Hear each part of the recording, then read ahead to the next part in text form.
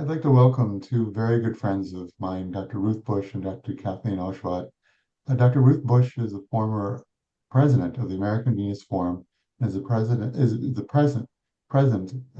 presently working at UTMB as the John Seeley School of Medicine as the Associate Dean of Educational Affairs. Dr. Kathleen Ozsvath is the chief of vascular surgery, chief of general surgery up at Samaritan Hospital. So thank you very much, both of you. Thanks for It's our having us. pleasure. So we're going to be talking a little bit about the upcoming meeting in Chicago for May 2nd and May 3rd at the International Society for Women's Vascular Surgeons. Dr. Bush, what exactly is this meeting that's coming up? So this meeting that's coming up is a very special meeting, as you said, entitled International Society for Women Vascular Surgeons. It is a collaborative group of women in vascular surgery, all ages, including residents and students who will be in attendance, up through early career, mid-career, and more senior women who will be there. There is a full program, both arterial and venous, as well as networking opportunities and some fun activities planned as well. So, Dr. Ozsvath, how did this start? Where did it start and why did it start? So a few years ago, Linda Harris, who is a professor of surgery in Buffalo, started this meeting to really focus on vascular women's health and to really give opportunity to younger members of the society, or at that time it wasn't a society yet, but to younger surgeons, to give them an opportunity to get a chance to give a talk. From that, papers have been written, book chapters have been assigned, and people have been given the opportunity to be able to write for example, Rutherford. And then over the years, Dr. Harris went ahead and decided that it might be a good idea to change this from a summit in Buffalo to a society. So several of us got together, sat down, and figured out how to start a society. And that's what we did. I'm the secretary this year. And Palma Shaw is the president-elect. Kelly Brown is the treasurer. Ruth Bush is on the board. And we have not only are women invited, but men are as well. And I believe you're a member. One of the really exciting things I'm really looking forward to that we're carrying forward is the Day of Service, which we're doing together with a organization called Care for Friends. And all three of us will be there.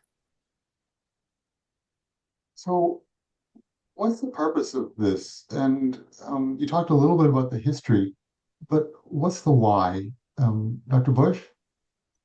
So I think there's several reasons. And one is really to encourage and empower as well as train the future leaders in vascular surgery. In organizations, the traditional legacy organizations that we all have in vascular surgery, it can take a long time to get on a committee, become chair of a committee, to be in a leadership position, and it might take years, it may never happen. I think this really gives an opportunity to learn those leadership skills.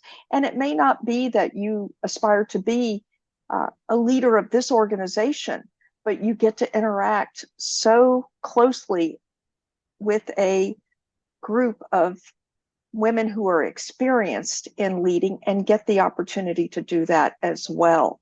We want to be able to encourage, our future, and really to empower younger persons to be what they can see.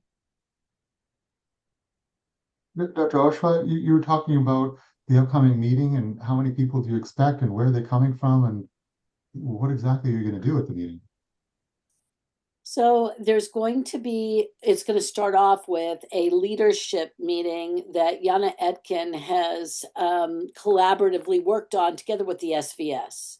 So that's going to occur on Thursday. Then on Friday, the meeting will begin and it'll go all day Friday. We have a gala on Friday night with a disco theme, which I'm really excited about. I can't wait to see what you're wearing, Ruth. It's going to be fun.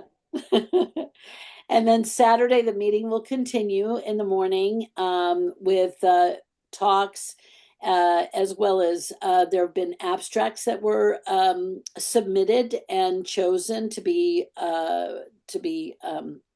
given. And then after that, it will end around noon, 1 o'clock, and then we'll have buses taking us to the day of service. And the talks will be anywhere from venous disease to leadership, arterial disease, aortic disease, carotid disease. We're excited that there is a woman coming who's getting her PhD in engineering who has looked at ergonomics, especially in women, because if you look at a lot of the technology that we use today was designed for people who are a little bit bigger, who have bigger hands or bigger heads or bodies. Taller. And so she's looking at men. So she's looking specifically at those things in women and how women are different anatomically. Therefore, maybe the tools that we need to use need to be made to fit our anatomy to be more effective.